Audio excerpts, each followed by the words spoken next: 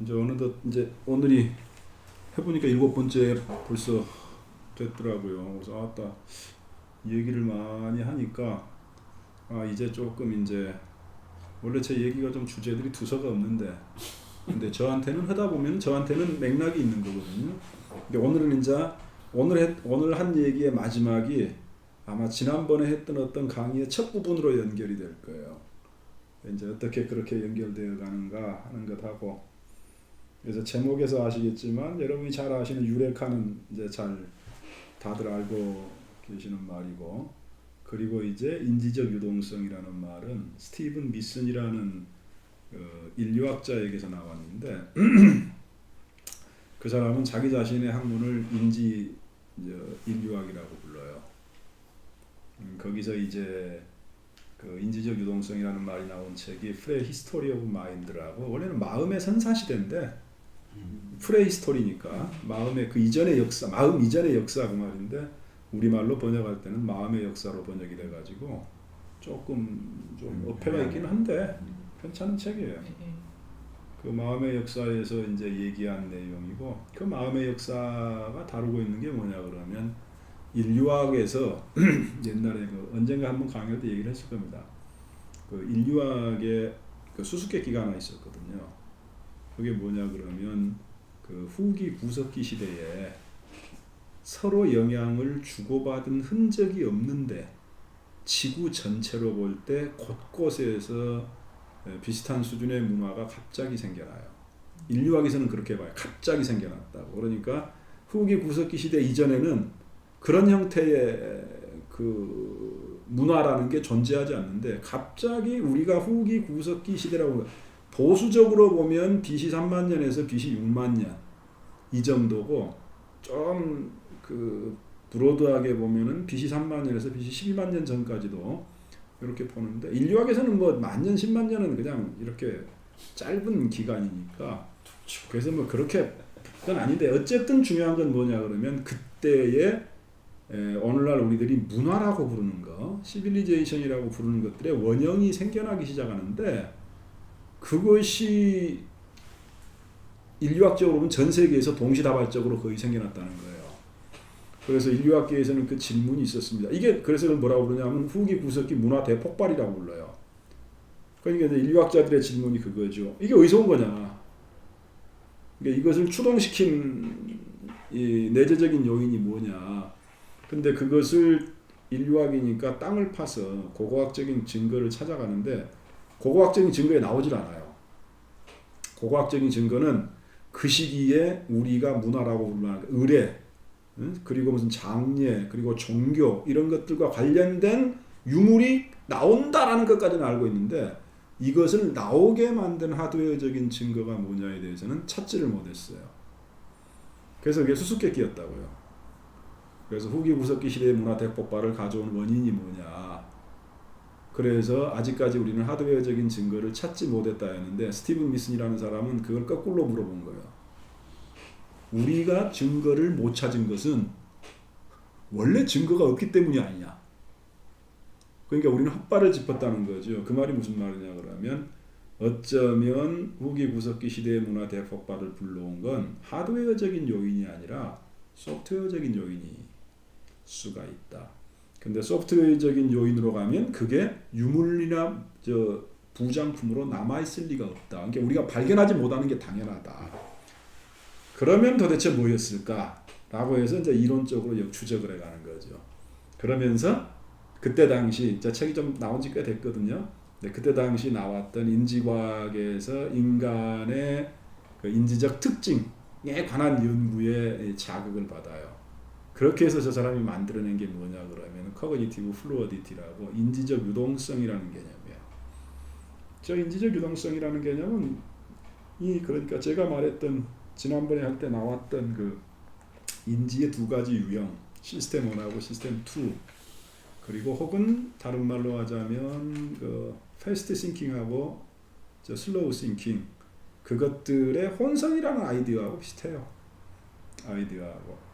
그래서 거기서 나온 게 인지적 유동성이라는 낱말이고, 저거는 이제 인류학에서 나왔죠. 유레카는 이제 고대 그리스 아르키메데스의 일화에서 나왔고, 그리고 이제 제가 전공하는 동양 철학, 특히 그 중에 송대성리학의 제일 중요한 사람, 우리가 이제 주자라고 부르는 주희. 이 주희라는 사람이 아마 중국 그 학자로서 저술이 가장 많은 사람을 손꼽으면 아마 그 3명 안에 들어가요. 아무도 그 비교를 안 해봐서 모르는데 제가 알기로는 아마 가장 많을 거예요. 저술이. 그런데 이 사람이 죽기 사흘 전까지 고친 책이 있어요. 그러니까 평생 그 책을 자기는 개인적으로, 그게 뭐냐 그러면 우리가 잘 알고 있는 주의가 노노맹자 대학 중용 사서라고 불리는 책에 주석을 썼거든요. 근데 그 중에서 주의가 제일 신경을 썼던 게 뭐냐 그러면 대학이라는 책이에요. 근데 왜 그러냐면 대학이라는 책이 그 원래 그 얘기의 이렇게 큰 책의 한 챕터였는데 그것을 단행본으로 만들거든요. 북송에서 이제 남송으로 이어지는 시기에 단행본으로 만들면서 그 책의 중요성을 강조하기 시작했는데 문제는 그 대학이라는 책이 제대로 된 책이 아니에요. 대학의 원래 본문은 제대로 된 글이 아니에요. 짤막짤막한데 떨어져 있는데 중간에 그 없는 것도 있어요. 없는 것도 있고 말이 안 되는 말로 그냥 점핑하는 부분도 있고, 그래서 주자가 그것들을 주석하는데 가장 심혈을 기울인다고요. 그 중에 가장 딱 필름이 이렇게 끊긴 부분, 그게 이제 경물치지라고 불리는 성리학의 인식론에 관한 내용을 논하는 부분인데 그 내용이 거의 빠져 있어요. 내용이 선언적인 말만 있고, 그래서 주자가 그 선언적인 말에 본문이 없으니까 선언적인 표현의 밑에다가 긴 주석을 써요. 이게 아마 여기에 들어가야 될 본문의 내용일 것이다. 근데 자기가 본문이라고 말할 수는 없으니까 주석이라고 그걸 쓴다고요. 그 주석이라고 쓰는 말의 마지막에 가면 이제 화련관통이라는 말이 나옵니다. 그러면 관통이라는 말은 다 아는 것처럼 꿰뚫는다는 것이고, 화련이라는 건 사실 어느 날 갑자기 이런 말이에요. 어느 날 갑자기 이게 어느 날 갑자기 무언가, 그러니까 뭔가 약간 좀 애매모호한 부분이 있죠. 말 자체가 굉장히 신비주의적인 요소가 있고 말 자체가 모호해요. 모호해. 그래서 열심히 노력하다 보면 말이 그렇게 돼 있어요. 열심히 노력하다 보면 어느 날 알게 된다. 이런 식의 말입니다. 돈오? 불교적으로 말하면 좀 비슷한데 그것보다는 조금 합리적이에요. 합리적인데 이게 이제 무슨 말이냐 그러면 경물치지라는 것에서 그 성리학적인 인식론에 의하면 사물의 이치를 탐구해야 된다 이렇게 돼 있거든요. 그런데 문제는 뭐냐 하면 우리가 사물이라고 말하는 게 너무 많다는 거예요. 근데 사람의 생애는 한정되어 있죠. 그러니까 아주 고전적인 딜레마가 나오는 겁니다. 유한한 한계를 가진 탐구로 어떻게 거의 무한에 가까운 사물들에 대해서 우리가 완전한 지식에 도달할 수가 있느냐. 이게 안 되죠. 그러니까 슬그머니 저걸 끄집어내요. 하다 보면 모든 사물을 다 탐구 안 해도 하다 보면 어느 날 그런 효과에 도달하게 된다. 하나로 꿰뚫리게 된다. 그게 이제 화련관통이라는 말입니다. 제가 이 세 가지를 각기 다른 데서 읽었어요. 유레카는 이제 널리 알려진 이야기니까. 그리고 화련관통은 이제 제가 알고 있는 내용이었고, 그리고 스티븐 미슨의 인지적 유동성이라는 낱말을 알게 됐죠. 그러고 나서 생각을 해보니까 내가 보기에는 다 같은 말 같은데? 같은 말인데 각기 다른 맥락에서 각기 다른 학문의 필드나 에피소드에서 다른 어휘로 쓰지고 있지 사실은 같은 걸로 보인다. 그러면 이걸 가지고 유레카나 인지적 유동성에 대한 것을 이용해서 화련관통의 의미가 무엇인지를 재서술을 할 수 있겠다. 지금까지 사람들하고 다르게. 그렇게 한번 글을 써봐야겠다. 그래서 글이 재밌겠다. 그렇게 해서 이제 글을 썼죠. 써놓고 나니까 약간 그럴듯하기도 하고 뭔가 좀 새로운 것 같기도 하고, 그래서 그 동양철학을 제일 많이 하는 사람이 성균관대에 있거든요. 그래서 성균관대에다 보냈지, 그 학술지에다가. 그랬더니 자기를 국제학술지에 실으면 안 되냐고 해서 알아서 하라고 그랬더니 외국어로 써본 바람에 아는 사람이 없어요. 심지어 제목조차도 영어입니다. 저도 못 읽어요. 나도 본 적이 없어 그 이걸. 그냥 읽지를 못해요. 제목이 활용관통 유레카 인지적 유동성입니다. 그때는 제가 저런 것을 많이 찾고 있었고 저런 것에 많이 자극을 받고 그랬을 때요. 언젠가 한번 말할 기회가 있을지 모르겠지만 간단하게 말하면 이런 겁니다. 마음에서 뇌를 거쳐 몸을 거쳐 세계로 이어지는 저 도식은 제가 몇 번 강의하면서 보여드렸던 건데 저기에는 문제가 없어요. 자, 저기에는 문제가 없는데 그렇다면 동물이나 인간이나 저 구조는 똑같습니다. 쉽게 말하면 발달된 신경계를 가지고 그 신경 다발이 뇌라는 형태로 발달한 모든 생명체는 원리상 마음을 가질 수 있어요. 그 수준이 이제 어떤 높냐 낮냐의 차이는 있지만 그런 점에서 인간하고 동물하고 사이에 아무 차이가 없습니다. 자, 그런데 그렇게 차이가 없다면 메커니즘이 똑같다는 얘기인데 왜 동물은 지금까지 인간들이 만든 수준의 문화, 고도화된 문화를 만들어내지 못했을까? 그것이 단순히 동물들이 가지고 있는 어떤 뇌용적이나 형태상의 생물학적인 계통적인 문제일까?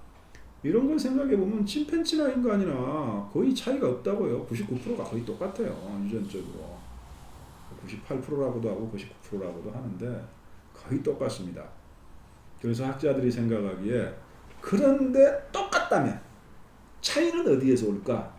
그랬을 때 이런 겁니다. 아래에 인간의 경우에는 저 구조가 똑같은데 인간의 경우에는 뭐가 조금 동물들하고 다르냐 그러면 뇌와 마음 사이의 상호작용에 이 텀이 길어요. 이게 무슨 말이냐 그러면 동물들은 마음과 뇌 사이의 이 텀이 이 간극이 짧습니다. 이게 신호가 왔다 갔다 바로 왔다 갔다 하죠. 그러니까 배고픈 강아지한테 음식을 주면 바로 달려든다고요. 그래서 우리가 이제 본능적인 행동이라고 그러죠. 그런데 인간한테 배고픈데 배고픈 거지한테 밥을 줘요. 그러면 배고픈 거지가 배고픈 개처럼 달려들질 않아요. 그게 왜 그러냐 그러면 자극도 똑같고 경험도 똑같은데 뇌에서 이 마음 사이에 이 지연된 행동과 이 지연된 이 추상 공간에서 뭔가가 벌어지는 겁니다. 근데 거기서 벌어지는 내용이 뭐냐? 이런 내용이에요. 가만히 있어봐. 제가 왜 저걸 나한테 주지? 저거 상한 거 아니야? 자, 그런데 이런 거죠. 지금 세계 속에 있는 음식은 하나밖에 없다고요. 그러면 상할 거라고 의심받는 음식은 어디서 나온 거죠?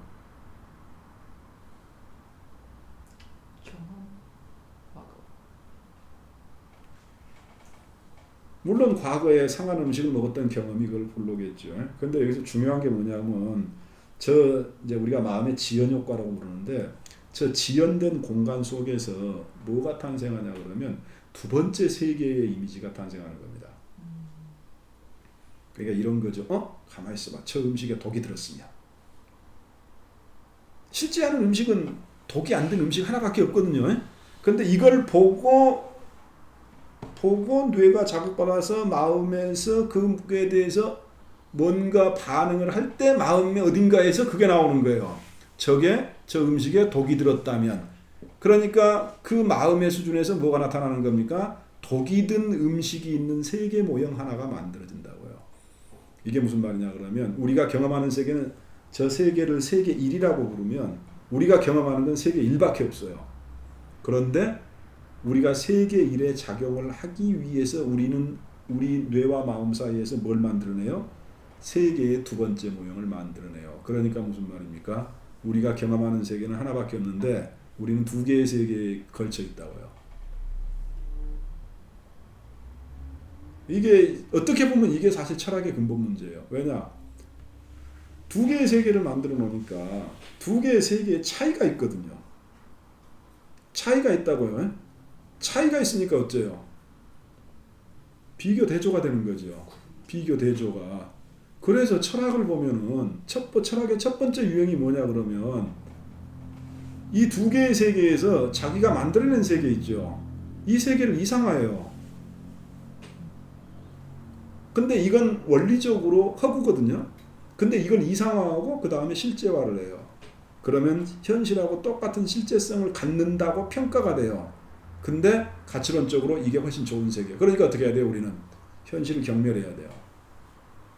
현실을 경멸하고 여기를 추구해야 된다고요.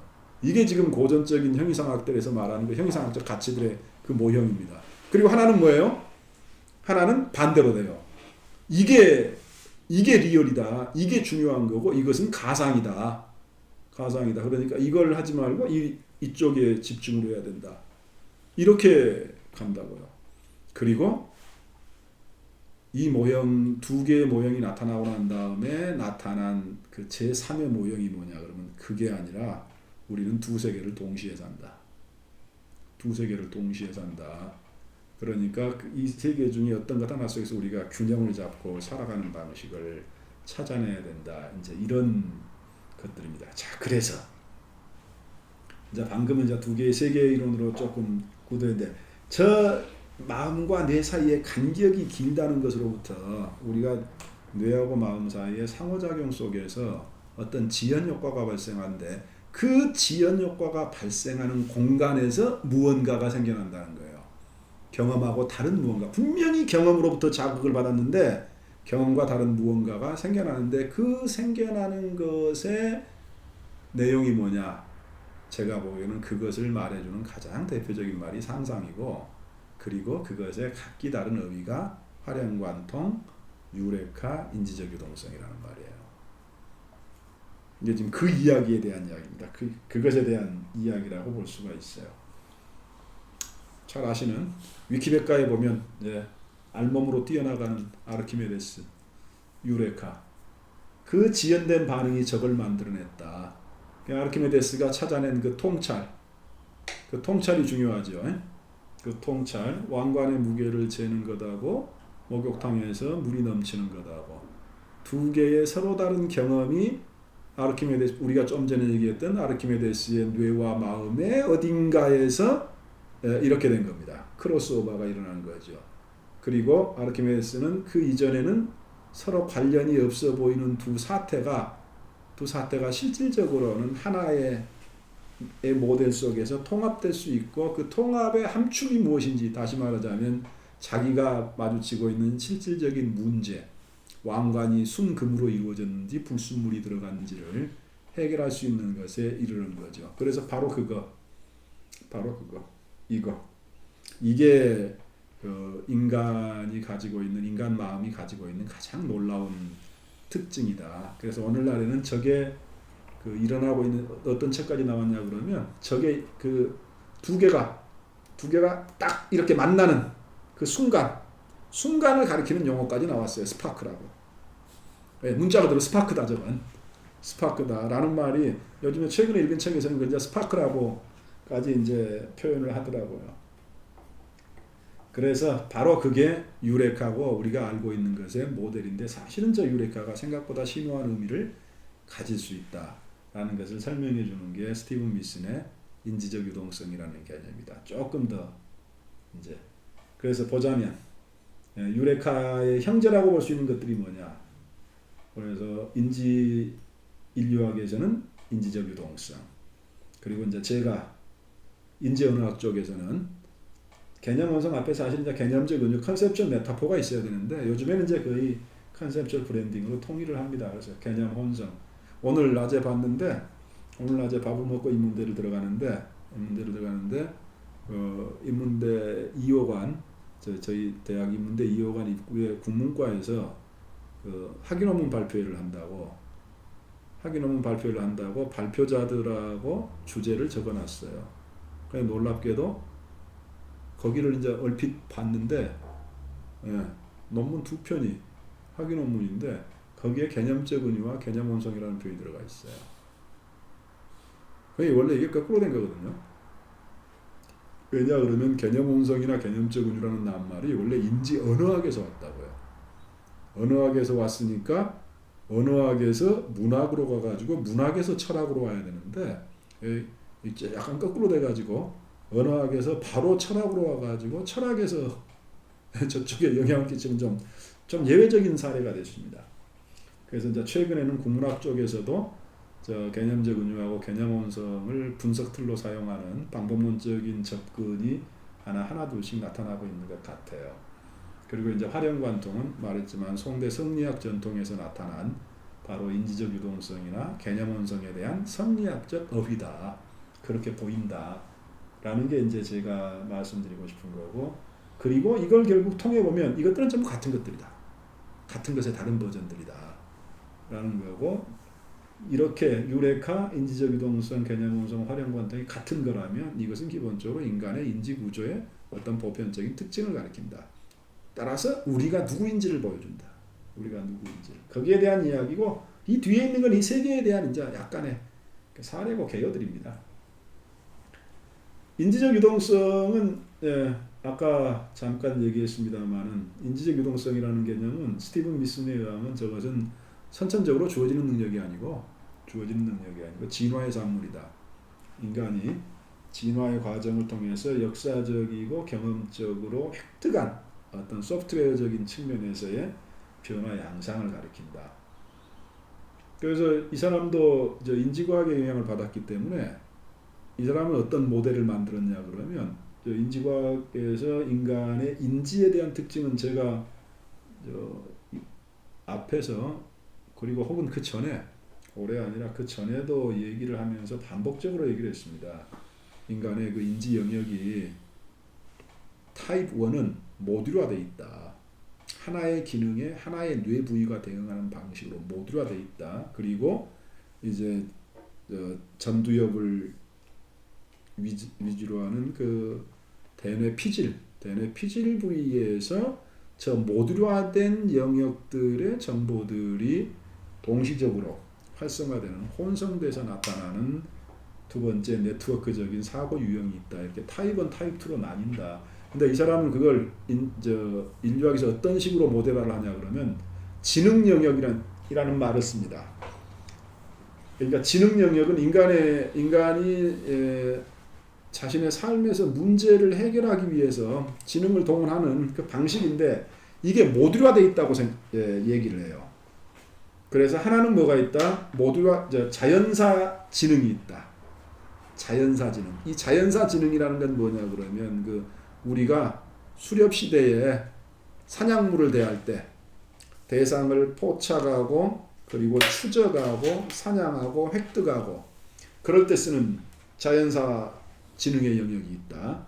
그리고 하나는 사회적 지능의 영역이 있다. 사회적 지능은 뭐냐면 우리가 대상을 사냥의 자연사적 대상으로 보는 게 아니라 관계의 대상으로 보는 거. 인간과 인간이 만들 때. 그러니까 이 사람은 그렇게 생각합니다. 우리 뇌에는 옛날에 자연사 쪽 사냥할 때 동원되는 뇌가 따로 있고 인간 동료들을 만날 때 동원되는 뇌가 따로 있다는 겁니다. 그래서 이쪽에서는 인간들 간의 관계를 발달시키는 양상이 발달하고 여기서는 사냥을 할 때는 여기가 움직이고 그리고 하나는 뭐냐면 일반적인 거, 뭐 도구를 만들고 뭘 어떻게 하고 순서를 매겨서 물건을 놔두고 쌓고 이런 일반사 지능이 있다. 저게 원래 구별이 안 되는 거예요. 이 벽이 쳐져 있는 건데 따로따로 모듈화되어 있다는 말은 폐쇄적이라는 얘기예요. 이렇게 돼 있던 건데 어느 날 무슨 일이 벌어졌다? 왜 그런지는 자기도 설명 못해요. 나도 설명 못한다. 그러나 어느 날 저 벽이 쳐져 있던 지능 영역들 사이에 융합이 발생했다. 벽이 무너졌다. 그렇게 해서 뭐가 나타났다? 자연사 지능과 사회적 지능이 합쳐졌다. 자, 이게 뭔 말이냐? 자연사 지능하고 사회적 지능이 합쳐졌다는 건 무슨 말이냐면 자연사 지능은 대상이 사냥물이에요. 사회적 지능은 대상이 나와 같은 인간이에요. 자, 그런데 자연사 지능하고 사회적 지능이 합쳐졌다는 말이 무슨 말이겠습니까?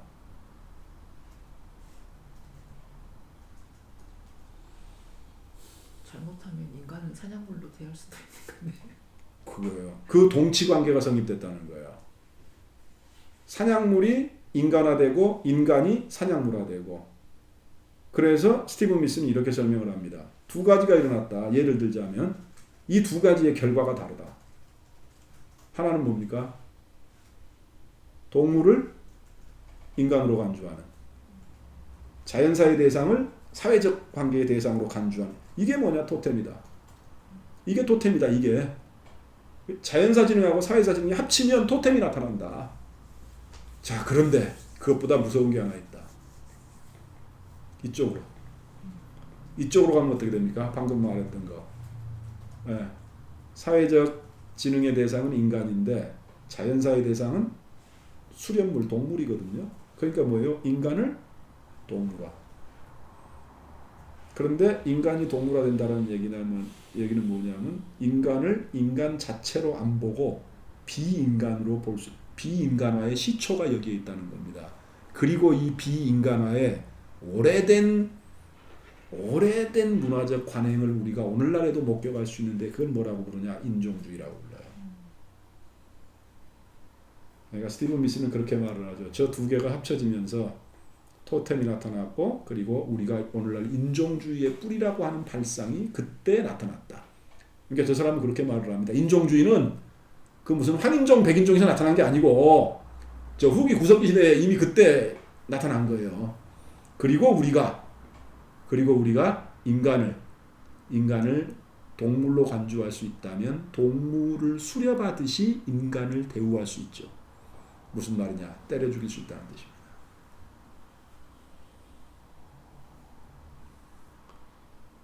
그러니까 우리는 인간을 죽일 때, 그 인간이 인간을 죽일 때 이 문턱으로 넘어가는 거 있잖아요. 사람을 사람으로 보면 사람을 못 죽여요. 나와 같은 걸로 보면 타인을 죽이는 게 어떤 의미에서 나를 죽이는 거기 때문에 그렇게 할 수가 없습니다. 그러니까 저게 절차예요. 절차. 인지적 절차라고요. 그래서 스티븐 미슨이 예로 드는 게 나치가 유태인들을 학살하면서 제일 먼저 했던 게 뭐냐 그러면 그 수용소에 갇히는 유태인들의 인간적인 특징을 삭제하는 거. 근데 같은 옷을 입히고 다 머리를 깎아버리고, 그리고 제일 중요한 건 일련 번호를 매기는 거. 일련 번호를. 그래서 수량으로 셀 수 있는 대상. 그러니까 동물화에서 그러니까 비인간화, 동물화, 그 다음에는 뭐냐 그러면 사물화예요. 사물화. 그러니까 인간이 타인을 사물화할 수 있는 것의 기본이 바로 저 지능 영역에 분리된 모듈들이 합쳐지면서 나타난 현상 중에 하나다.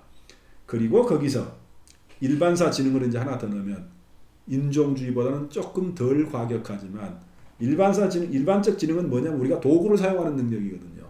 그러니까 사회적 지능하고 일반적 지능이 섞이면 인간이 도구가 되는 거죠. 도구가 인간이 되고 인간이 도구가 되고, 도구가 의인화되기도 하고 인간이 도구화 되기도 하고, 그런 것들을 우리가 만나게 된다. 그게 이제 스티븐 미슨이 말하는 겁니다. 그리고 저것을 가리켜서 인지적 유동성이라고 부르고, 저 인지적 유동성의 가장 큰 특징은 분리되어 있던 지능 영역들이 자유롭게 융합했다라는 것. 그래서 저것의 직접적인 증거는 될 수 없지만 저것의 간접적인 증거가 뭐냐 그러면 후기 구석기 시대의 문화 대폭발이다. 다시 말하자면 저것이 가능해지면서 우리는 A를 B로 간주할 수 있게 되는 사고방식에 도달하는 것이다. 그래서 이렇게 말하죠. 이전에는 분화된 지능의 부속 예배당 속에 붙들려 있던 게 칸막이가 되어 있던 생각과 지식이 이제 하나의 대성당에서 이리저리 자유롭게 흘러다니면서 서로 조화를 이루어 거의 무한한 상상력의 한 부분이라고 할 새로운 유형의 생각을 창조하게 됐다. 그리고 우리는 모두 후기 구석기 시대의 사람의 후손이다. 최근에 저 후기 구석기 시대 사람들을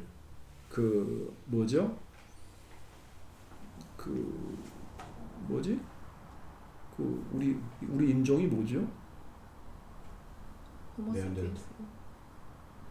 네안데르탈인가 우리가? 그 앞에가 뭐죠? 호모사피엔스 말고 그 앞에? 우리는 호모 사피엔스죠. 네, 사피엔스. 그 이제 큰 규모인데 그 앞에 네안데르탈인 있잖아요. 그 네안데르탈하고 현생 인류가 지금 다르다라는 거거든요. 네네. 다르다라는 거에서 저기에 해당하는 게 현생 인류일 것이다. 이렇게 했는데 최근에 그 네안데르탈인의 그 유적지에서 동굴 벽화가 발견이 됐어요. 근데 동굴 벽화가 발견됐다는 얘기는 그 이 인지적 유동성의 가장 대표적인 게 동굴벽화거든요. 그러니까 동굴벽화가 발견됐다는 얘기는 벌써 인지적 유동성에 도달했다는 뜻인데 그러면 벌써 네안데르탈인도 문화를 가지고 있었다.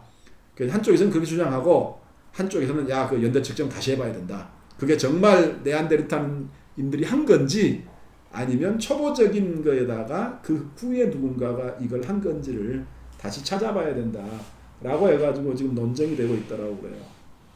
근데 그것도 이제 전부 여기에서 나오는 이론들입니다. 그래서 그 기사를 봤더니 우리나라 저 인류학하는 교수가 코멘트를 하면서 마지막에 인지적 유동성 얘기를 하더라고요. 그 뭐 네안데르탈이나 그런 게 아니라 인지적 유동성이 기준일 수 있다는 가설도 있는데 그것도 검토를 해봐야 된다라는 식으로 말하는 걸 제가 본 적이 있습니다.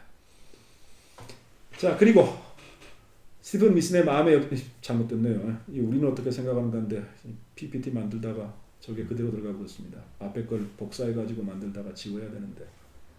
자, 그리고 이제 현대에 조금 더 진보된 인지과학 이론에서는 그것을 인지적 유동성이 아니라 개념 혼성이라고 부르고 개념 혼성은 각기 여러 가지 이름으로 표현할 수가 있다. 가장 기본적으로는 뉴런들의 시냅스 연결 구조다. 저게서 중요한 건 뉴런의 시냅스는 뉴런과 뉴런의 시냅스는 물리적으로 거의 실제하는 거예요. 그런데 저것들의 연결은 일시적인 겁니다. 저 일시적인 연결을 그 상시적으로 불러낼 수 있는 고정적인 걸로 만드는 게 기억 시스템이에요. 그래서 아직까지 우리가 지금 인지과학에서도 그 모르는 것 중에 하나가 기억의 메커니즘입니다. 기억을 어떻게 그 몇몇 정보만 어떻게 이렇게 넣는지 그리고 더 알 수 없는 건 어떻게 빼내는지 필요할 때 넣는 것도 이상하지만 더 설명이 안 되는 게 어떻게 필요할 때 그걸 찾아서 빼내느냐 이거예요. 우리가 하드웨어에서 정보 빼내듯이 도대체 그 방식이 뭘까? 거기에 대해서 지금 연구를 기억 회로 연구를 지금 굉장히 많이 하고 있습니다. 요즘에는 좀 무엇이 나왔다고 그러는데 진짜 뭐 해마가 뭐 연관되고 어쩌고 여기까지는 밝혀냈다고 그러는데 아직까지도 기억 시스템이 정확하게 우리 인지에서 매우 중요한 시스템인데 저게 어떻게 다시 말하자면 무작위적인 그 정보들의 나열 속에서 필요한 정보를 찾아가는 능력 이게 어떻게 되는지를 잘 모르겠다라는 게 지금. 그리고 저 시냅스 연결 구조, 연결 네트워크죠. 저 연결 네트워크가를 다른 말로 표현하는 게 신경 시스템의 공활성화, 함께 불이 들어온다라는 거거든요. 그리고 그게 함께 불이 들어오면 제가 말씀드렸죠.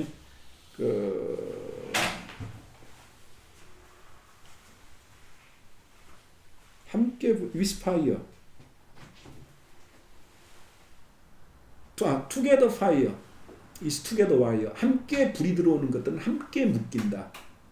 그 불 들어오는 것 자체가 하나의 소프트웨어적인 하나의 단위체가 되는 겁니다. 그게 신경 네트워크고 저 신경 네트워크가 뉴런의 시냅스 연결에 의해서 연결이 돼 있을 때 그 상태에서 나타나는 일종의 심상 그게 우리 내용이에요. 내용. 그걸 개념 체계라고 합니다. 컨셉션 시스템이라고 불러요. 개념 체계예요. 개념 체계. 저게 이제 고전적인 개념이라는 낱말을 이제 대신하는 낱말인데 그리고 이제 정말 중요한 건 그 다음이죠. 그러니까 저 개념 체계는 뭐하고 똑같냐 그러면 양자역학에서 소립자하고 똑같아요. 우리는 굉장히 많은 저 개념 체계들을 가지고 있다고요. 그러니까 그 다음에 소립자들이 입자가 될 때 어떻게 됩니까? 결합하잖아요. 그것하고 똑같이 저 개념 체계들의 결합에 의해서 특징을 가지는 무언가가 내용을 가지는 무언가가 탄생합니다. 제일 중요한 게 뭐냐? 그 개념 체계들이 융합한다. 제가 반복해서 말하지만 개념 체계들이 융합할 수 있는 이유는 뭐냐 그러면 우리 신경계의 특징이에요. 우리 신경계의 특징은 이 감각계하고 다릅니다. 감각계는 체세포잖아요. 체세포가 감각계잖아요. 감각계에서 외부 감각을 하면 그걸 신경계에 전달을 합니다. 그럼 신경계는 그것을 외부에서 어떤 감각 경험이 들어오든지 간에 신경계는 그것을 자기가 다루는 형태로 전환을 시켜요. 그게 뭐냐? 전기고 그 다음에 화학 반응이에요. 전기 화학 반응이에요. 그리고 이 전기 화학 반응을 자기 고속도로를 통해서 뇌에 전달을 합니다. 그럼 뇌 뉴런 세포들이 그것들을 사방에서 오는 것들을 모아가지고 정보가 너무 많으니까 그것들을 간추려요. 간추려가지고 중요한 특징으로만 메인 특징으로만 이렇게 해가지고 마지막에 거기다가 딱 판단을 내립니다. 씨바 춥구만. 그게 추위예요. 그게 추위라고요. 근데 뜨거! 이게 뜨겁다예요. 그러니까 추위와 더위는 그게 질적인 차이인 겁니다. 무슨 말이냐 그러면 그 네트워크들 있잖아요. 그 정보들의 네트워크, 우리가 추위라고 인식하게 만드는 정보들의 네트워크에 불이 들어오는 것하고 더위라고 느끼는 것에 불이 들어오는 게 다르다는 겁니다. 그게 다르다는 거예요. 그게 생각이 다르다는 거고, 그게 마음이 다르다는 거고, 그게 인지가 다르다는 거고, 우리가 서로 다른 것을 느낀다는 얘기고. 그게 이제 그 내용이고, 개념체계들의 융합이 중요하다. 그리고 우리가 저걸 받아들이면 그 다음에 우리는 이걸. 융합의 결과는 뭐냐? 융합의 결과는 뭐다? 사유의 탄생이다. 그런데 여기서 말하는 사유는 아까 앞에서 그 마음에서 뇌를 거쳐 몸을 거쳐 세계로 이어지는 그 모델에서 인간의 경우에는 뇌와 마음 사이의 지연 효과 때문에 일반화시켜서 말하자면 우리는 세컨드 버전의 월드를 만들어낸다. 근데 그것 자체가 뭐라고요? 그 자체가 없는 걸 만들어낸 거니까 그 자체가 상상이죠. 그래서 사유는 뭐냐? 옛날에는 상상력이 사유의 일부라고 생각했는데 요즘은 그게 아니고 사유 자체의 본성이 상상적이다라는 걸 우리가 받아들여야 된다. 따라서 어떤 의미에서 생각한다는 것하고 상상력은 구별이 안 되는 거다. 그게 인간에게 상상이 그렇게 손쉬운 이유다. 우리가 생각한다는 건 다시 말하자면 이게 만약에 맞는 말이면 우리가 생각한다라는 얘기는 우리가 상상한다라는 것하고 똑같아요. 그러니까 우리는 숨 쉬는 것처럼 자연스럽게 상상을 할 수가 있습니다. 그것을 제약하는 것은 거의 대부분 문화적인 거예요. 거의 대부분 문화적인 겁니다. 그래서 여러분 잘 알지만 저도 옛날에 영화 보는 것이 한때 영화 보는 것이 80년대 뭐 이럴 때 한때 영화 보는 게 독립군 비슷한 때가 한때 있었어요. 전설의 시대가. 죽어라고. 전설의 시대가 있었고 안 보여주는 거 뭐 보지 말라는 것만 골라다니면서 보고 그것만 구해가지고 틀어주는 애들도 있었다고요. 소극장 하나 빌려가지고 막 밤샘 영화제하고 그때는 큰 규모 영화제 안 해도 극장 하나 빌렸다고 찌라시 돌리고 밤샘 영화제 한다고 보면 그것 보러 간다고 난리치고 이제 그랬던 적이 있었습니다. 그때 저도 보다가 뛰쳐나온 영화, 저도 보다가 못 보고 뛰쳐나온 영화, 전 세계에서 금지된 영화. 그 시체 애호증을 다루는 영화가 있어요. 네크로마틱. 시체 애호증, 이게 시체하고 섹스하는 그 성적인 관계를 갖는 이 얘기가 나오는데 정말 중간 보다가 저도 그냥 나왔습니다. 도저히 이건 답을 다른 건 다 봐주겠는데 어지간하면 건 다 봐주겠는데 네크로마틱 원. 가짜인 줄 알고도 이건 나 도저히 못 보겠다. 그 땅에서 파서 하잖아요.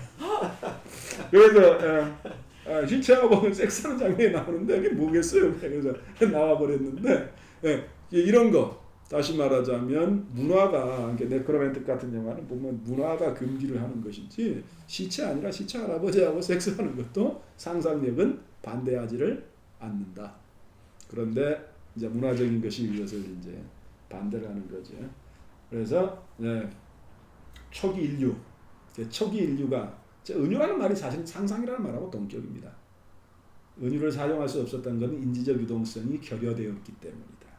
그래서 저 인간이 뇌를 가졌지만 진화적으로 볼 때 우리 대뇌피질은 BC 20만 년 전에 나타나요. 우리 대뇌피질 부위 있잖아요. 이게 인간 뇌에서 가장 늦게 진화된 부분이거든요. 근데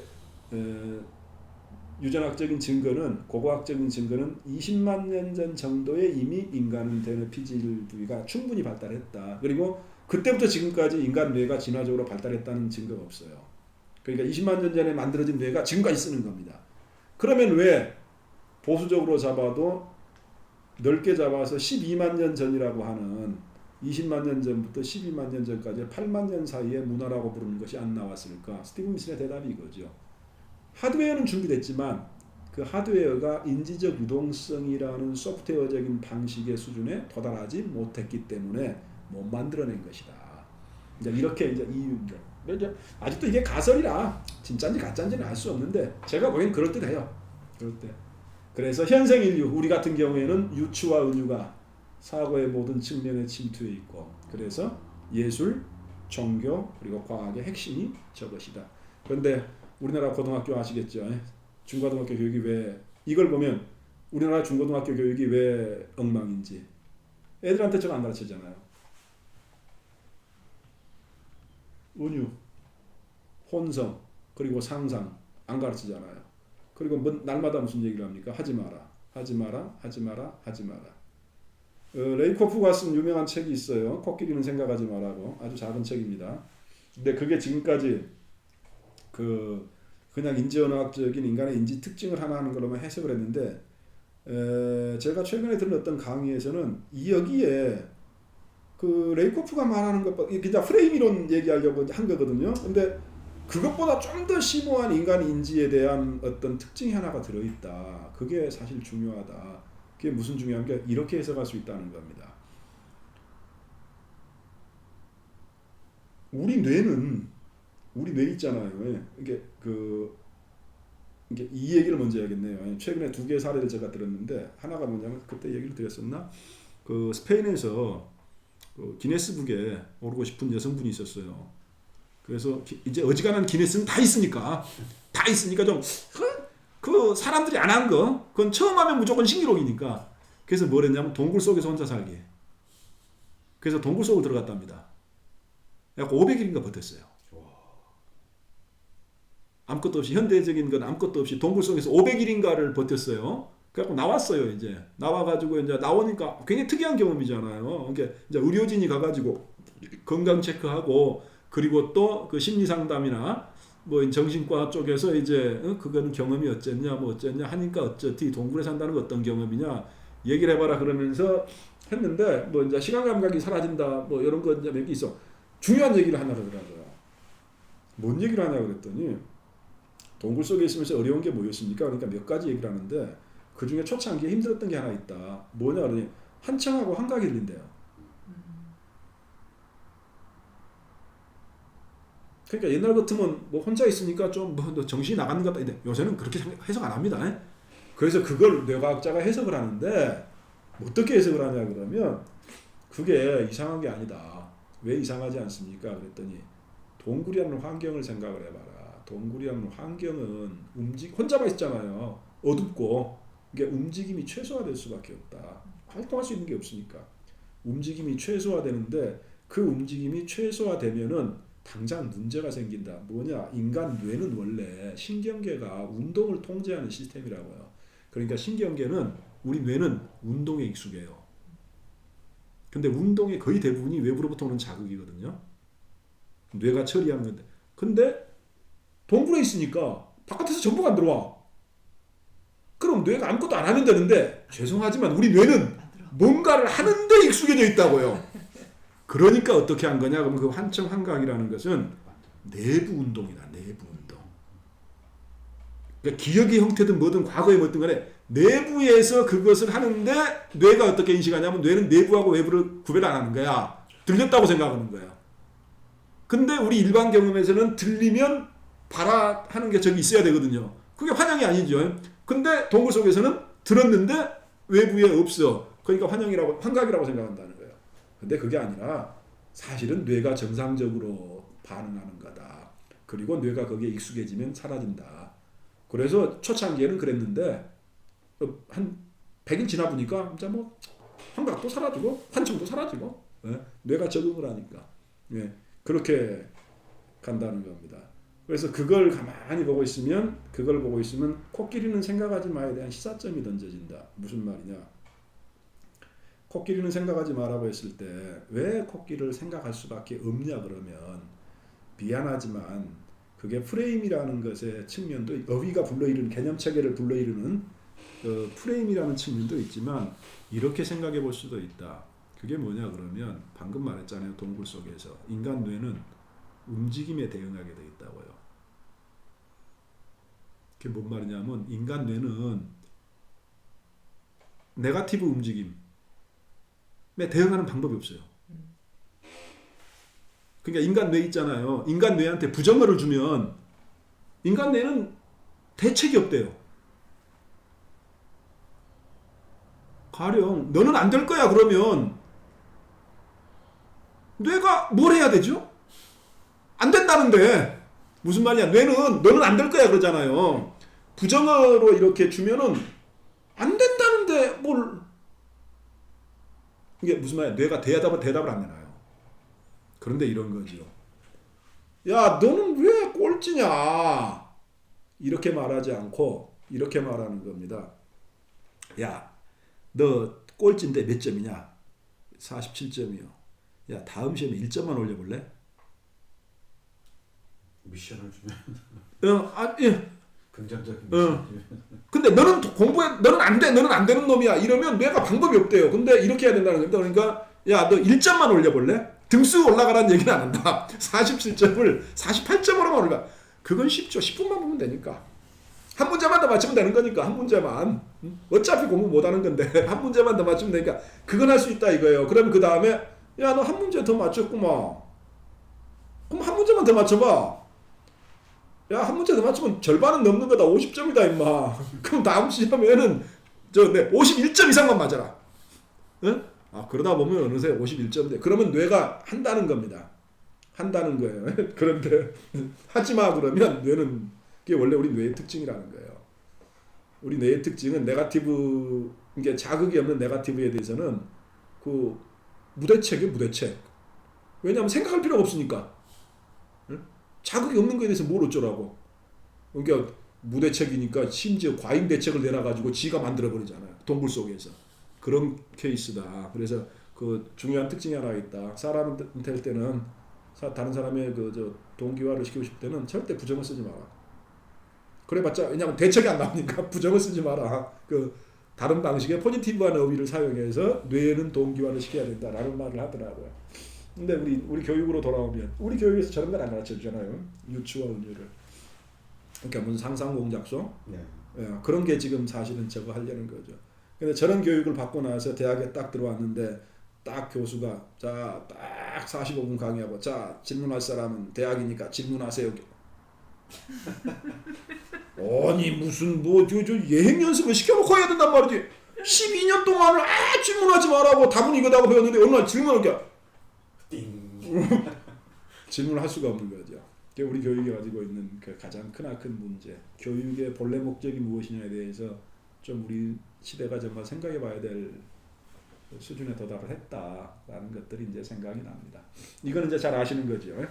개념 원성 사례. 그래서 제가 이걸 끄집어낸 건 이거 말을 길게 하려는 게 아니고 이것은 대중적인 사례다. 그래서 제가 철학적인 거 하나 옛날에 만들어 놓은 게 있거든요. 이제 그 이야기는 이제 아는 거니까 이게 이제 뭔지는 익숙하시니까 지나가지만 자 이걸 봐보십시오.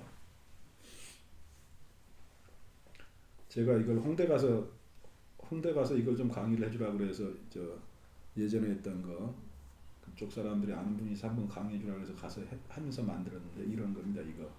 자, 우리가 도대체 우리 경험을 넘어서 있는 것들로서의 철학적 대상들, 사유 대상들을 어떻게 만들어냈을까요?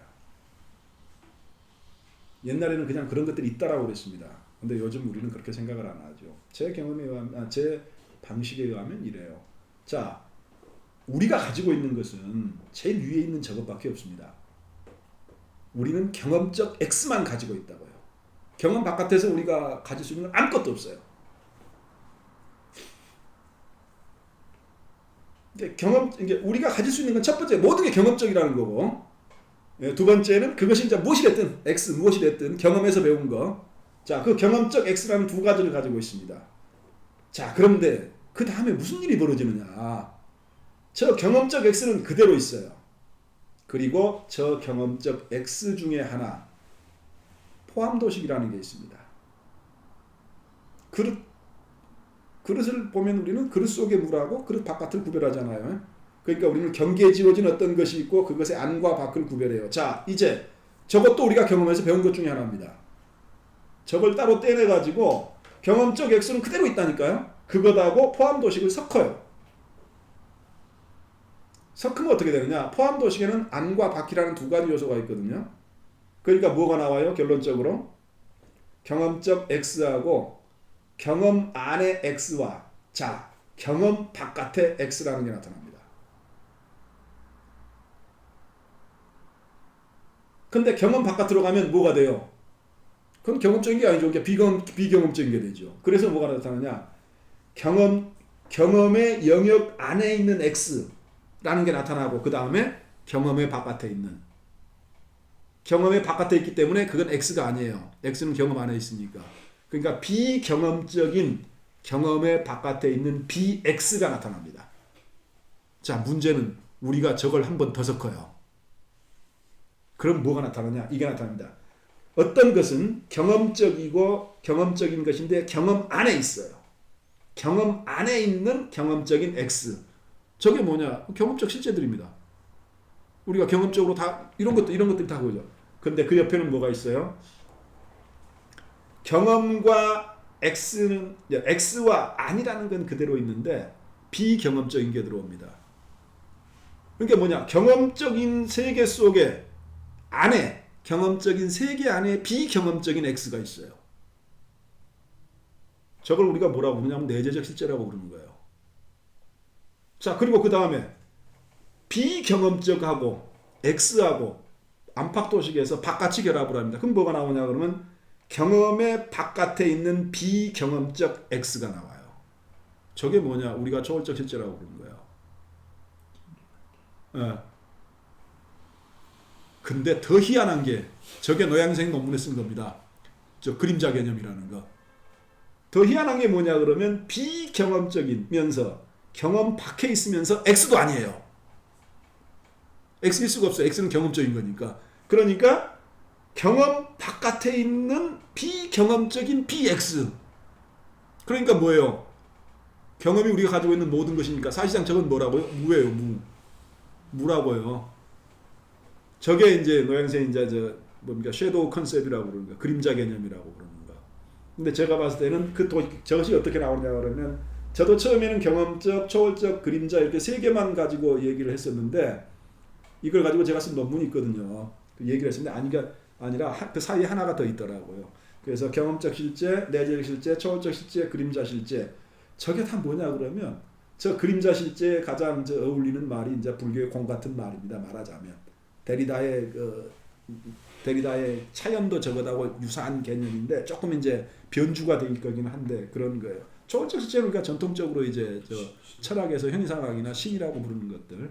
내재적 실제는 그 유명한 본성론, 선의지 이런 거 칸트가 말하는 선의진의 본성론, 우리 뭐 성선인의 성악인의 이러는 것들. 경험 속에 있으면서도 비경험적인 요소들 우리한테 작용하는 그렇게 경험적 실제는 이제 우리가 알고 있는 경험 안의 요소들이죠. 여기서 중요한 건 뭐냐 그러면 우리가 초월 개념을 어디서 가져왔냐는 겁니다. 초월 개념은 경험 바깥에 있는 비경험적 X라고 주장되지만 그것을 만들어내는 과정을 쭉쭉쭉 가보면 우리는 경험적 X에서부터 만들어낸 거예요. 그게 무슨 말이냐? 이걸 가만히 보고 있으면 인간의 인간 문화 혹은 인간이 가지고 있는 인지적 특성의 제일 중요한 특성이 하나가 보여져요. 우리는 경험이라는 한계 속, 경험 세계라는 한계 속에 갇혀 있습니다.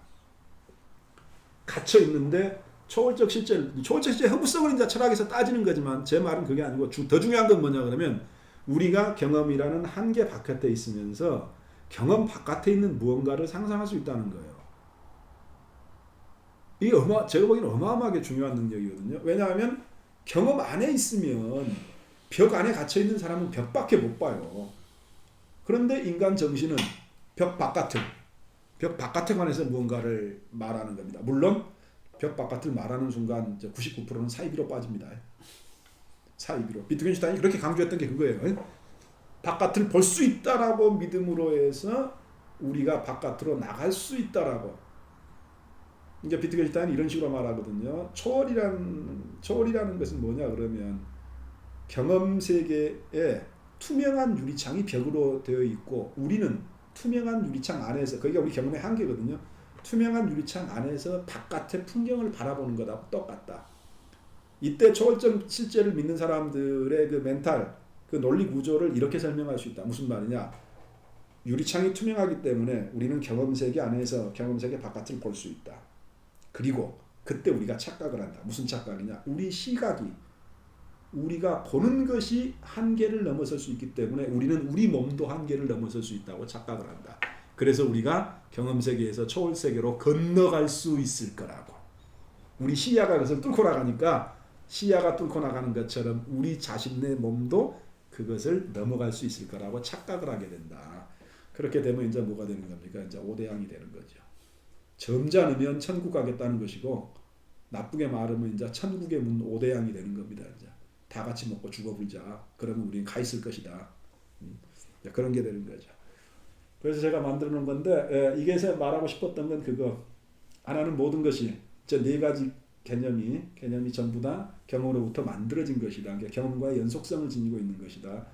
그러나 만들어지고 나면 초월적 실제는 경험과의 단절을 주장을 한다. 이게 그러니까 만들어진 과정하고 만들어진 다음에 거꾸로 역으로 바라봤을 때 그 차이가 뭐가 나타나는 거. 어쩌면 저게 인간 인지의 가장 중요한 특징을 말해줄지도 모른다. 다시 말하자면 우리는 경험 세계에 갇혀 있지만 우리가 하는 것은 경험을 넘어선 무언가와 함께 살고 있죠.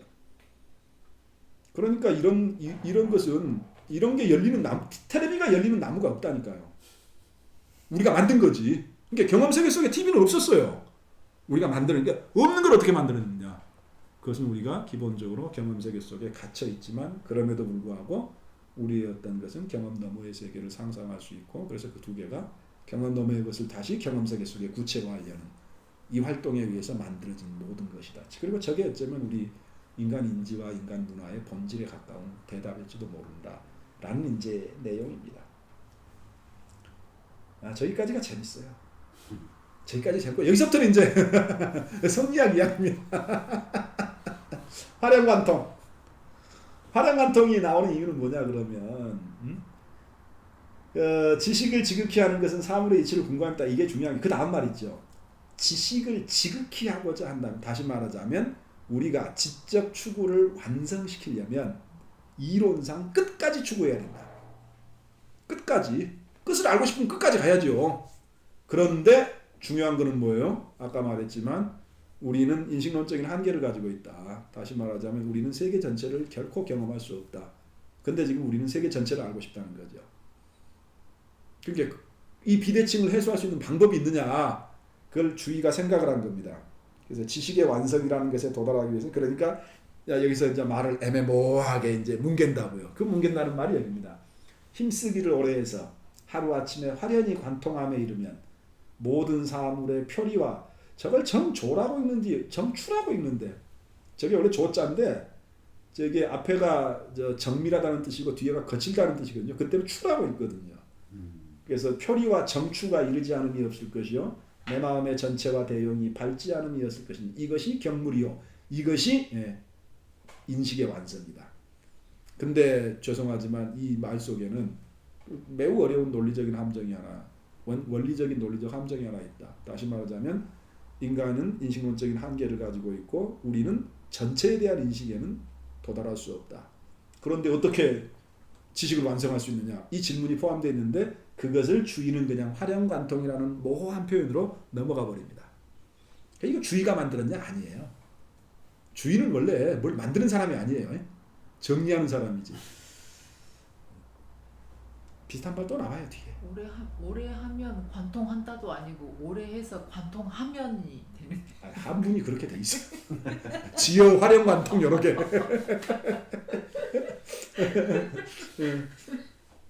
원래 주위의 지적 스승이라고 불리는 정호, 정의, 형제 그 사람들이 이제 이런 비슷한 말을 씁니다. 오늘 한 가지를 탐구하고 저기서 이룬다는 말은 탐구한다는 말이에요. 오늘 한 가지를 탐구하고 내일 또 한 가지를 탐구하고 이것이 매일매일 누적되고 익힌 것이 많아지면 그 다음에 화령이나 탈령이나 같은 말이에요. 이제 이걸 허물을 벗어 던지듯이 관통하는 것이 꿰뚫는 것이 생긴다라는 말이 나오고 비슷한 말이 이것도 있어요. 탈연 관통이 아니라 이제 깨달음. 아까 도노 얘기하셨죠. 네. 그처럼 깨달음 탈연유호처 이치를 공부한다는 것은 그러니까 이정은 그걸 알고 있죠. 뭔가를 탐구한다는 건 모든 이치를 탐구한다는 말이 아니다. 왜냐하면 불가능하니까. 이정도 알고 있습니다. 그 한계를 가진다는 거예요. 그러니까 그 비대칭성을 넘어서는 뭔가가 필요한 거죠. 왜냐 그러면 이치를 탐구하라고 그랬는데 야 너 탐구해봤자 저 완전한 탐구에는 못 가. 그럼 누가 탐구하겠어요? 그러니까 할 수 있다라고 말해줘야 되는데 원리상 불가능하니까 이제 새끼를 만들어내는 거죠. 그래서 하나의 이치만 공부해서 모든 이치가 되는 것도 아니고 무슨 말이냐 그냥 자기의 가까운 데서부터 만물의 이치를 차곡차곡 탐구하다 보면 어느 날 자연스럽게 깨닫게 되는 것이 생긴다. 이런 말이고 그 다음도 마찬가지입니다.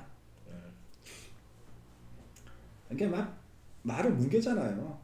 이해하는 것이 많아지기만 한다면 점차 저절로 갑자기 깨닫는 거 화련유각처 화련유각, 탈연유호, 탈연관통, 화련관통이 다 같은 말이고 대개 주의의 말은 전부 뿌리를 가지고 있습니다. 주의는 근거 없이 말하는 사람이 아니에요.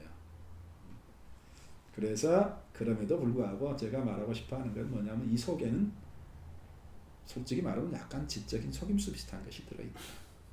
저 비대칭성은 원리적으로 해결 안 되는 거죠. 그러니까 오늘날에는 어쩝니까? 오늘날에는 가장 발달된 저 학문조차도 20세기의 반성이 그거예요. 괴들이 나와가지고 쿠르트 괴들이 나와가지고 수학에서 불완전성 정리라는 이론을 만들어내고 난 다음에 오류 가능성이 어떤 학문이든지 포함되어 있다라는 것을 다 받아들입니다. 그리고 우리들의 학문이라는 것은 그 오류 가능성을 점점 줄여나가는 방향으로 가지만 그 속에 원천적으로 그 모호함이 존재할 수밖에 없다라는 것은 받아들여야 된다. 그러니까 20세기 사람들이 이 사람들보다 발달한 거죠. 이 사람들은 그것을 넘어서는 그 조그만한 이 오류 가능성을 넘어서는 절대적인 무언가에 도달할 수 있다라고 생각하는 사람들이니까. 자, 그럼 이런 생각들은 또 어디서 왔느냐? 이런 생각들은 중국 고전에서 유사한 생각들이 많다. 다 이런 것들이죠. 천하가 길을 달리하지만 귀결천은 같다. 무슨 쉽게 얘기하면 뭐다? 모든 길은 로마로 통한다. 예. 아주 상투적인 생각입니다. 아주 상투적인 100가지로 생각은 다르지만 다 한 곳에 이른다. 이게 논어주서에 나오고 그 다음 주역에 나옵니다. 똑같은 말이죠. 천하가 돌아가는 것은 같지만 길은 다르며 이르는 곳은 하나이지만 생각은 100가지이다. 그리고 주역 정의에서도 말합니다. 여러 번 나와요. 길은 다르지만 귀결은 같다. 생각은 100가지이지만 귀결은 둘이 아니다. 진실로 핵심을 아는 것은 주역 정의도 이렇게 말하죠. 핵심을 아는 것은 모든 것을 안다는 걸 의미하는 게 아니다. 그래서 하나로 그 속에 보편적인 하나의 진리를 깨닫는다면 생각하지 않아도 극진할 것이다. 자, 그래서 결국 문제는 뭐냐? 저 활용관통이고 인지적 유동성이고 뭐고 다 좋은데 활용관통이 우리한테 현대적인 질문을 하나 던져준다. 과연 우리들이 경험하는 모든 사태를 꿰뚫는 하나의 송곳 같은 진리가 존재할 수 있는가? 이렇게 물어봤을 때 현대 철학은 부정적이다. 그걸 가장 강력하게, 가장 선명하게 비판했던 사람이 여기서 이제 저 지난번에 봤던 도를 아십니까에 했던 첫 번째로 인용했던 그게 다시 나올 거예요. 네. 자, 이게 결국 뭐예요? 지금 우리가 찾는 건 뭡니까? 하나를 찾고 있는 거예요. 하나를. 여기서 일은 일사자가 아니고 하나 일자. 하나라는 건 이치다. 이것이 하나의 대본, 모든 커다란 근본이고 하나의 관통이라는 것은 하나의 이치가 유행해서 만사 만물에서 통자가 빠졌네요. 관통하는 것이다. 그리고 그 밑에 보면 이렇게 나와 있죠. 재반 행동과 온갖 선함 그리고 천만 가지 길들이 모두 이 하나의 대본에서 유행되고 관통되지 않는 길들이 없다. 자, 성리학이 찾고 있는 건 뭐라고요? 우리가 삶에서 부딪히는 모든 문제를 해결해 줄 수 있는 어떤 디바이스를 얘기합니다. 그것을 리라고 말하고 그것을 하나라고 말하고 그것이 모든 사태를 꿰뚫고 있는 핵심이라고 말을 해주죠. 저게 가능할까? 그래서 로띠가 말합니다. 우리가 들어본 말. 로띠는 그걸 이렇게 부른다는 거죠. 파이널 버케브리라고 부른다. 파이널 버케브리라고 부른다. 그래서 그 파이널 버케브리를 사이에 두고 두 가지 태도가 존재한다라고 말한다. 하나는 형이상학자의 태도다. 그리고 하나는 아이러니스트의 태도다. 그래서 파이널 버케브러리는 모든 인간 존재들이 자신들의 신념과 삶을 정당하게 채용하는 일련의 낱말이고 그 낱말의 가장 꼭대기에 있는 낱말. 그게 파이널 버케브러리인데 철학으로 말하면 이제 진리 개념이에요. 진리 개념. 지금 객관적 진리 개념을 지금 비판하려고 이걸 만들어낸 거예요. 파이널 버케브러리로 바꾼 겁니다. 그래서 파이널 버케브러리를 대하는 태도에서 두 가지 철학적 태도가 갈린다는 거예요. 그게 형이상학자다. 형이상학자는 이렇게 생각하는 사람이다. 자신의 마지막의 파이널 버케브러리 속에 어떤 용어가 현재한다는 거. 그러니까 기독교식으로 말하면 신이라는 낱말이 있다는 것이 그 용어가 진정한 본질을 가진 어떤 것을 지시한다. 그러니까 그 어떤 것이 있다고 말해요. 그러니까 신이라는 낱말을 우리가 사용한다는 사실로부터 신이 존재한다 라로 나아가는 철학이 형이상학자. 그리고 그것을 믿지 않는 사람. 그 사람을 아이러니스트라고 부른다. 그러니까 아이러니스트는 신이라는 낱말을 들으면 뭐라고 생각한다는 거예요? 자신이 애초에 그릇된 무리에 잘못 빠져들었을 가능성. 이게 뭔가 사기가 있는데 내가 모르고 있다. 이렇게 생각한다는 거예요. 응? 이런 절대적인, 신이 아니어도 절대적인 진리, 야가 절대적인 진리라고 하는 건 내가 분명히 지금 뭔가 이 사기를 당하고 있는데 내가 사기의 메커니즘을 모른다. 그러니까 의심하고 이거 어딘가에 지금 여기 허점이 있다. 내가 모르는. 그리고 잘못된 언어놀이를 배운 게 아닐까. 잘못된 언어의 관행 속에 내가 들어온 게 아닐까라고 가능성을 염려하는 데 시간을 보내는 사람이 아이러니스트다. 그러니까 로띠는 우리가 형이상학자보다 아이러니스트가 돼야 된다. 의심하는 사람. 그리고 이러한 로띠가 뭡니까? 철학 자연의 거울을 쓰면서 서문을 쓰면서 자기는 세 사람의 지적 스승을 가지고 있다고 그러거든요. 그래서 니체, 듀이, 부티엔슈타인 이야기를 해요. 그래서 이런 로띠적인 생각의 원형을 우리는 인지적 유동성하고 관련해서 보자면 역시 말을 멋있게 하는 사람은 누구다? 니체다. 그래서 니체의 말을 제가 이게 논문의 마지막에 제가 인용을 했어요. 마지막 결론에다가 이게 우리한테 말해주는 게 뭐냐. 니체가 아침 노래에서 말합니다.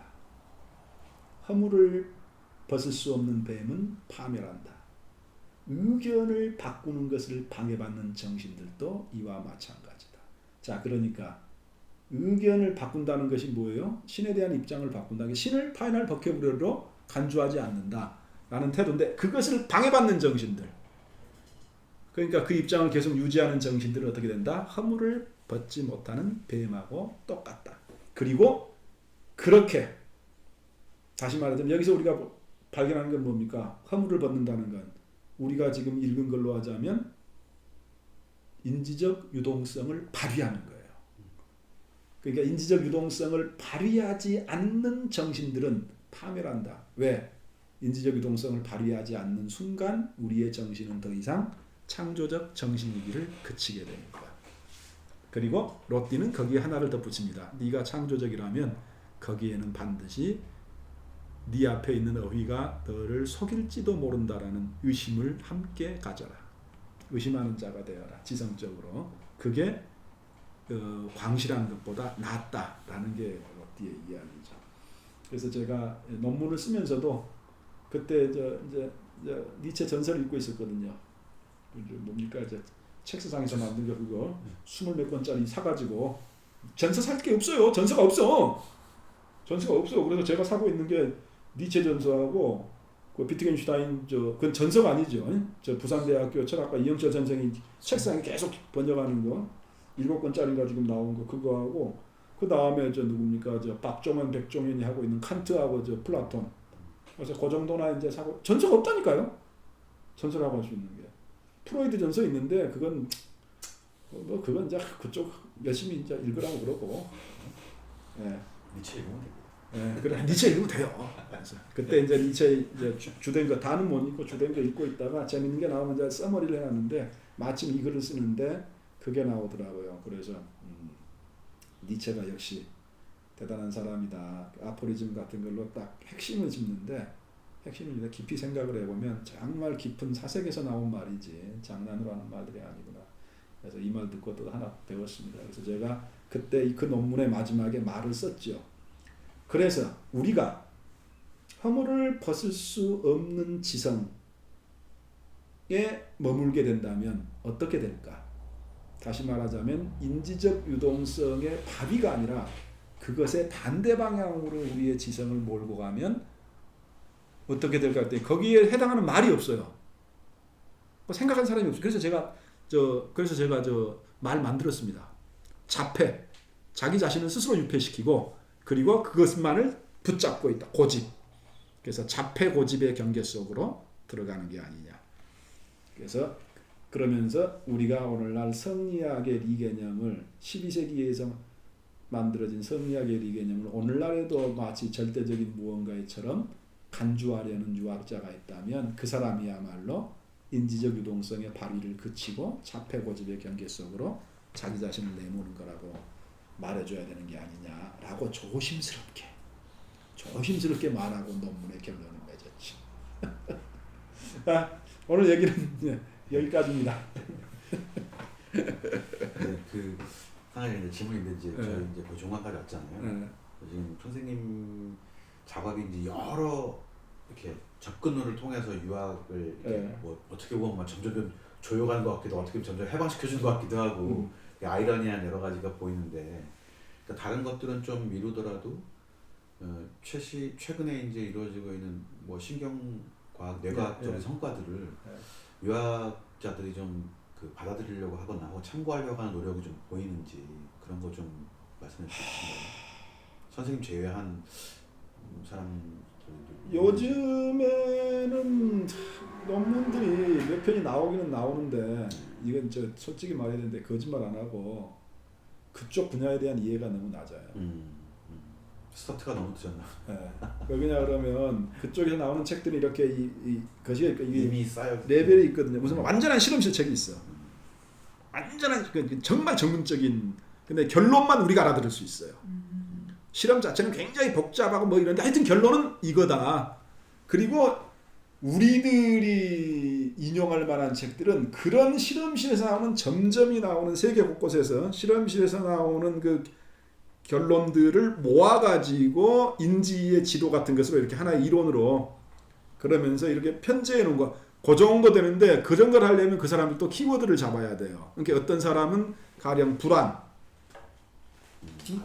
어떤 사람은 공포, 어떤 사람은 뭐 감정, 어떤 사람은 뭐 이성적 이런 식으로 그렇게 이제 돼 있고 조금 이제 스티븐 핑커나 누구지 이제 약간 종교적인 쪽으로 가는 사람들은 이제 마음의 이제 본질 문제까지 이제 그런 것들 가지고 마음의 본질이라는 게 뭐냐까지 탐구에 들어가고 그리고 그렇지 않으면 이제 마음의 구조적 해명.